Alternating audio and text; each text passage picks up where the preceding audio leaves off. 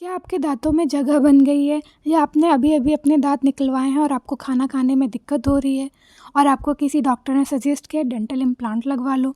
तो रुकिए, ये वीडियो पूरा देखिए क्योंकि इसमें हम बात करने वाले हैं डेंटल इम्प्लांट क्या होता है, कितनी कॉस्टिंग होती है, क्या ये सेफ़ है या इसमें रिस्क होता है और किन लोगों को बिल्कुल भी नहीं करवाना चाहिए और करवाने के बाद क्या-क्या आपको ध्यान देना पड़ता है। तो आज हम जानेंगे बिल्कुल सरल भाषा में, तो चलिए शुरू करते हैं।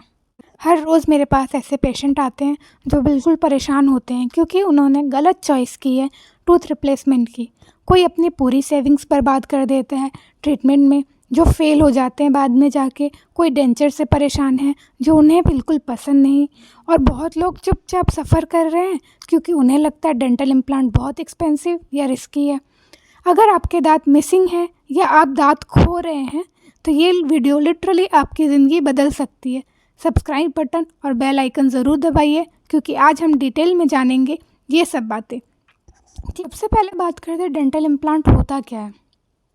पहले बेसिक समझते हैं। डेंटल इम्प्लांट मतलब एक टाइटेनियम का स्क्रू है जो आर्टिफिशियल टूथ का जो रूट होता है, मतलब जड़, ठीक है, उसका काम करता है। लेकिन जो बात आम लोग नहीं समझते वो ये कि ये सिर्फ ऊपर वाले दांत को रिप्लेस नहीं करता है, जबकि ये पूरा का पूरा उसका जड़ और उसके दांत दोनों को रिप्लेस करता है। ठीक है, हर डेंटल इम्प्लांट के 3 इम्पॉर्टेंट पार्ट होते हैं। सबसे पहला इम्प्लांट का फिक्सचर, मतलब जो टाइटेनियम का जो स्क्रू होता है, जो आपके जबड़े, जो आपका जबड़ा का जो बोन होता है, मतलब जो हड्डी होते हैं जबड़े की, उसके अंदर हमने डाला जाता है और फिक्स किया जाता है। ठीक है, उसके ऊपर एक अबटमेंट लगाया जाता है। वो अबटमेंट क्या करता है, जो आपने स्क्रू लगाया है उसको, और ऊपर में जो क्राउन, जो आपके दांत के शेप का जो क्राउन होता है या फिर उसको हम लोग क्राउन बोलते हैं, उसके ऊपर उसको लगाया जाता है। तो अबटमेंट, क्राउन और रूट जो आपका टाइटेनियम का स्क्रू है, उन दोनों के जोड़ने का काम करता है। ठीक है, और क्राउन क्या हो गया, जो दांत जिससे आप स्माइल करेंगे और जो आपको दिखेगा स्माइल करने पे, वो होता है क्राउन। ठीक है, असली मैजिक होता है ओसियो इंटीग्रेशन से। अभी ओसियो इंटीग्रेशन क्या होता है, आपकी बोन जो है वो टाइटेनियम का जो हमने इम्प्लांट लगाया है, जो स्क्रू लगाया है, उसके आसपास ग्रो करती है। ठीक है, और फ्यूज़ हो जाती है। इसलिए इम्प्लांट्स को टूथ रिप्लेसमेंट का गोल्ड स्टैंडर्ड माना जाता है। इम्प्लांट का मतलब है एक परमानेंट फिक्स टूथ जो असली जैसा दिखे और चबाने में वही ताकत दे। अब बात करते हैं इम्प्लांट लगाते कैसे हैं, उसका प्रोसेस क्या होता है। स्टेप 1 है कंसल्टेशन और प्लानिंग। क्या आप अगर डेंटिस्ट के पास जाते हो, ठीक है, तो डेंटिस्ट सबसे पहले आपका डिटेल एग्जामिनेशन करता है। ठीक है, मेडिकल हिस्ट्री लेता है कि आपको कोई शुगर तो नहीं है, आप कोई दवा तो नहीं ले रहे हो, एस्पिरिन वगैरह पे तो नहीं हो, कॉर्टिकोस्टेरॉइड्स पे तो नहीं हो। ठीक है, उसके बाद वो आपका एक 3D CT स्कैन कराते हैं, OPG कराते हैं, जिससे क्या पता चलता है, आपका बोन डेंसिटी पता चलता है। मतलब आपका जो हड्डी है वो कितना मोटा है, कितना चौड़ा है। ठीक है, तो उससे क्या पता चलता है हम लोग को किस नंबर का जो इम्प्लांट है वो आपके हड्डी में डाला जाए। मतलब आपकी हड्डी जो है उस इम्प्लांट को जो फोर्स लगने वाला, उस पर जो भी फोर्स लगेगा वो सह सकता है या नहीं। तो उसके लिए हम लोग CT स्कैन कराते हैं कि आपकी बोन डेंसिटी क्या है। ठीक है, उसके बाद प्रॉपर ट्रीटमेंट प्लान डिस्कशन होता है कि कितने नंबर का स्क्रू लगेगा, आपको कितना स्क्रू लगेगा, अगर आपके पूरे माउथ में इम्प्लांट लगना है तो कितना इम्प्लांट्स लगेगा, तो आपका पूरा का पूरा डेंचर जो है वो उस पर टिक सकता है। तो ये सारी बातें आप पहले आपके फर्स्ट सिटिंग में होती है। सेकंड क्या होता है, अगर आपके दांत में एक्सट्रैक्शन की ज़रूरत हो तो आपके दांत को एक्सट्रैक्ट किया जाता है, मतलब निकाला जाता है, और उसके बाद 2 से 3 महीने तक उसको हील होने दिया जाता है, मतलब उसका घाव जो है वो भरने के लिए छोड़ दिया जाता है। जब आपका ये सारा चीज़ हो जाएगा उसके बाद स्टेप 3 होता है बोन ग्राफ्टिंग। अगर मान लीजिए आपने बहुत टाइम पहले अपना दांत निकलवाया था, उस जगह पे आपने अपना कोई दांत में उस टाइम इम्प्लांट नहीं लगवाया, और फिर तो वो क्या होता है, धीरे धीरे वहाँ का जो हड्डी होता है वो गलने लगता है। ठीक है, तो उस अगर हड्डी अगर गल गई है तो आपका जो स्क्रू लगाएंगे, वो जब आपकी हड्डी नहीं बची है तो हम लोग स्क्रू कहाँ पे लगाएंगे। ठीक है, तो उसके लिए क्या करते हैं हम लोग, पहले बोन ग्राफ्ट करते हैं। बोन ग्राफ्ट क्या होता है, या तो आप ही के शरीर से बोन का छोटा छोटा टुकड़ा निकाल के, हड्डी का छोटा छोटा टुकड़ा निकाल के उस जगह पे डाल दिया जाता है, या मार्केट से बोन ग्राफ्ट लेके हड्डी का टुकड़ा लेके उस जगह पे डाल देते हैं, ताकि वहाँ पे आपकी हड्डी जो है वो बन सके, ताकि हम वहाँ पे इम्प्लांट डाल सकें। ठीक है, तो इसके लिए भी हम लोगों को प्रॉपर 3 से 6 महीने का हीलिंग टाइम या फिर घाव भरने में टाइम दिया जाता है। ठीक है, अब आता है स्टेप 4। जब आपकी हड्डी बन गई, हम मेरे पास इतना जगह है कि आपका इम्प्लांट आपकी हड्डी में डाला जाए, तब हम लोग इम्प्लांट डालते हैं। तो सबसे पहले क्या करते हैं, लोकल एनेस्थीसिया लगाएंगे, जो कि 30 से 60 मिनट तक एक इम्प्लांट के लिए लगभग चाहिए होता है हम लोगों को। फिर उसके बाद वहाँ पे हम लोग आपके इम्प्लांट का स्क्रू जो होता है वो वाला डाल देते हैं, और फिर 3 से 6 महीने के लिए हम लोग छोड़ देते हैं वहीं पे, ताकि ऑस्टियो इंटीग्रेशन हो सके। ठीक है, इम्प्लांट और बोन के बीच में। फिर आता है स्टेप 5। जब वो आपका हील हो चुका है, फिर हमने एक्सरे करा और एक्सरे में देखा कि हाँ, इम्प्लांट और जो आपका बोन जो है वो आपस में मिल गया है, तो हम लोग करते हैं एबटमेंट। जो सेकंड पार्ट होता है इम्प्लांट का वो लगाते हैं, और उसके ऊपर फिर क्राउन लगा के फिट कर देते हैं, तब आपका इम्प्लांट प्रॉपर हो गया। अब आप उस दांत से खा सकते हो खाना। ठीक है, तो अब ये एक सर्जिकल प्रोसेस है, लेकिन सही तरीके से हो तो बिल्कुल सेफ़ है, इसमें कोई भी रिस्क नहीं है। अब बात करते हैं कि डेंटल इम्प्लांट्स के फ़ायदे क्या हैं। तो इम्प्लांट करवाने के क्या क्या फ़ायदे हैं वो जानते हैं। लॉन्ग लास्टिंग, अगर ठीक से रखा जाए, अगर आप उसको प्रॉपर मेंटेन करके रखो तो 15 से 20 साल या उससे ज़्यादा चलता है इम्प्लांट। नेचुरल लुक है, देखने में आपको असली दांत की तरह दिखता है। ठीक है, चबाने की ताकत रखता है, जैसे असली दांत चबाने की ताकत रखता है वैसे ये भी रखता है। बोन सपोर्ट, जब दांत नहीं होता, जब अगर हमारा दांत नहीं होता तो क्या होता है, नीचे वाला जो बोन होता है, जैसे मैंने आपको बताया था, पिघलने लगता है और वो नीचे आ जाता है। इम्प्लांट अगर आप लगवा लेते हो तो वो बोन को गलने नहीं देता है।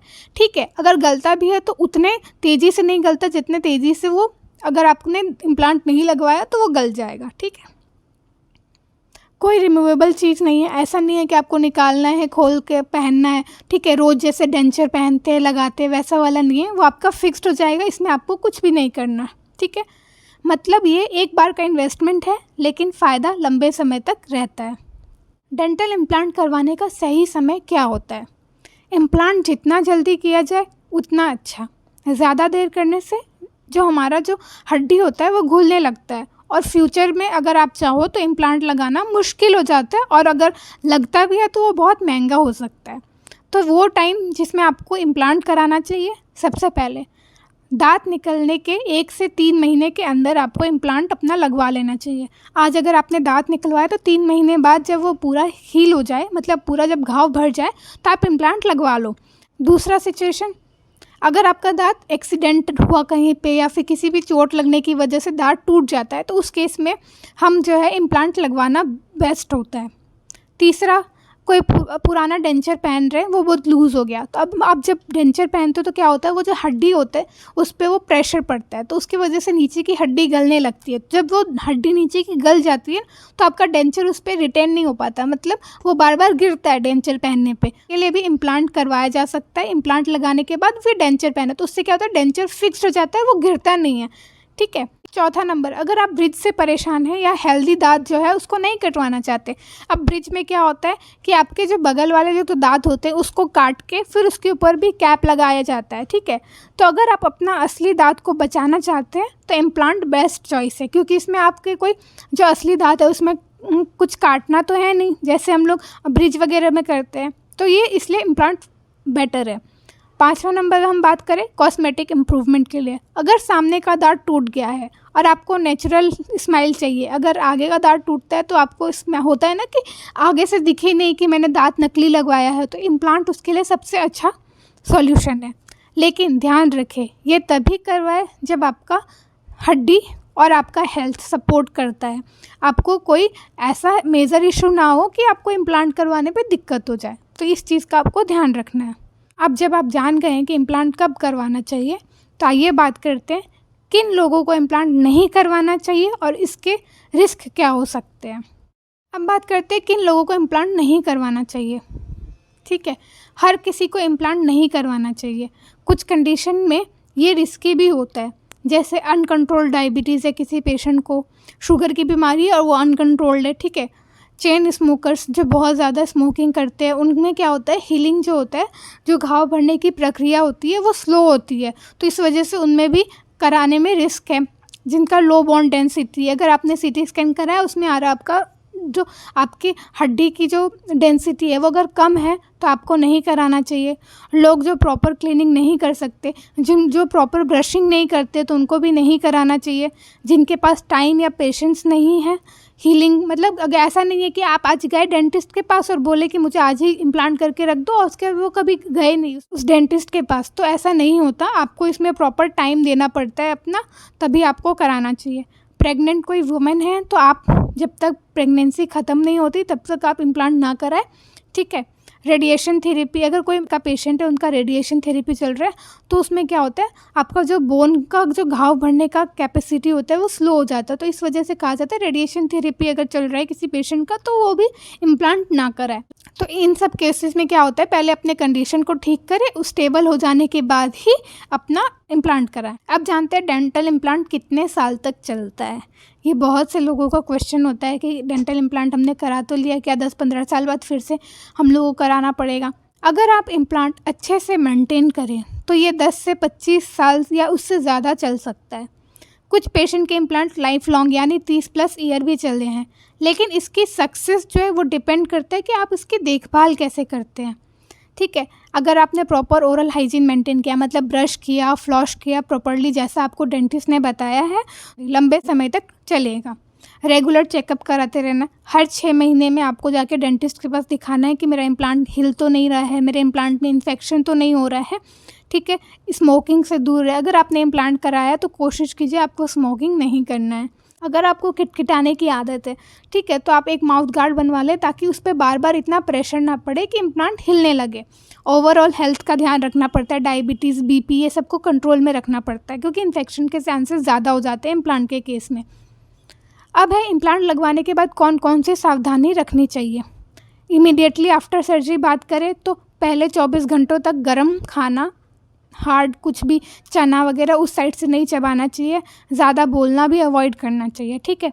गरम सेक नहीं करना है आपको, आइस लेना है, आइस को रुमाल में बांधना और उससे सेक करना है अगर आपको स्वेलिंग है या सूजन है तो। एंटीबायोटिक और पेन किलर जो भी डेंटिस्ट ने आपके बताया उसके अनुसार लेते रहे। पहले 2 दिन आराम करें, स्ट्रेस और हेवी काम से बचें। अब लॉन्ग टर्म मेंटेनेंस क्या करना है, हर रोज़ ब्रश करें, लेकिन सॉफ्ट ब्रश और जेंटल हैंड से, ऐसा नहीं है रगड़ रहे हैं उस जगह को, उससे क्या होगा आपका इम्प्लांट हिलने के चांसेस बढ़ जाएंगे। फ्लॉस करें, फ्लॉस करेंगे तो जो आपके मसूड़े हैं उसके अंदर जो खाना फंसा है वो नहीं फंसेगा। स्मोकिंग और अल्कोहल से दूर रहें, हर 6 महीने बाद डेंटल चेकअप कराएं। अगर कोई हल्की सी भी ढीलेपन की फीलिंग हो तो तुरंत डेंटिस्ट से मिले। तो इम्प्लांट लगवाना एक बार का प्रोसेस ज़रूर है, लेकिन इसे लाइफ लॉन्ग चलाना आपकी जिम्मेदारी है। अब जानिए कि इम्प्लांट के अलावा क्या क्या उसके अल्टरनेटिव्स हैं। अगर आपको इम्प्लांट नहीं कराना या फिर अगर आप इम्प्लांट कराने के सिचुएशन में नहीं है हेल्थ कंडीशन वगैरह के लिए, तो आप कौन कौन सी चीज़ें देखा है। डेंटल ब्रिज, अब उसमें क्या होता है, पास के जो दांत होते हैं, जैसे जो दांत आपका खाली जगह है उसके बगल में जो दांत है उसको काट के वहाँ पे दांत लगाया जाता है, बजट फ्रेंडली भी है। फिर एक आता है रिमूवेबल डेंचर। रिमूवेबल डेंचर क्या होता है, निकालने खोलने वाला नकली दांत, ठीक है। ये आपके बहुत बजट फ्रेंडली होता है। अगर आपको कोई ट्रीटमेंट नहीं कराना, जैसे पीछे का आपने अपना अक्ल दांत निकलवाया था तो उसमें आपको पीछे का दांत लगवाने की ज़रूरत नहीं होती है, ठीक है। लेकिन इम्प्लांट सबसे अच्छा होता है, अगर आप आपका हेल्थ सपोर्ट करें तो आप इम्प्लांट ही लगवाओ, अल्टरनेटिव्स पे ना जाओ। अब बात करते हैं उन बातों की जो अक्सर कोई नहीं बताता। इम्प्लांट भी 100% गारंटीड नहीं है, इसके कुछ रिस्क हैं। सबसे पहला सर्जिकल रिस्क, मतलब इम्प्लांट फेल हो सकते हैं अगर आपका बोन कमज़ोर हो, ठीक है। आपका बोन कमज़ोर है लेकिन फिर भी आपका अगर इम्प्लांट हुआ है तो वो फेल हो सकता है। दूसरा इन्फेक्शन है, अगर हाइजीन नहीं रखा गया, मान लीजिए आपका इम्प्लांट तो लग गया लेकिन आपने उस जगह को साफ़ नहीं किया तो वहाँ पे भी इन्फेक्शन हो सकता है।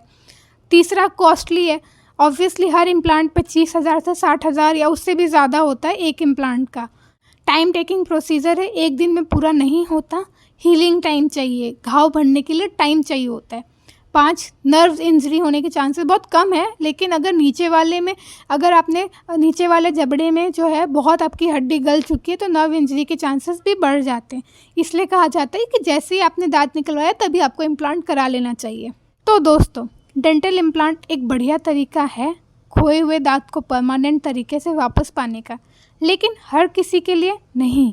सही पेशेंट सिलेक्शन, सही डेंटिस्ट, सही हाइजीन, तभी इम्प्लांट पॉसिबल है और सक्सेसफुल है। अगर आप इम्प्लांट करवाने का सोच रहे हैं तो बोन स्कैन, शुगर टेस्ट और सही कंसल्टेशन ज़रूर करवाएं। कमेंट करके बताइए अगर आपको लगता है कि आप इम्प्लांट करवाना चाहोगे या फिर आपके कोई भी क्वेश्चन है इम्प्लांट को लेके तो मुझे ज़रूर बताओ।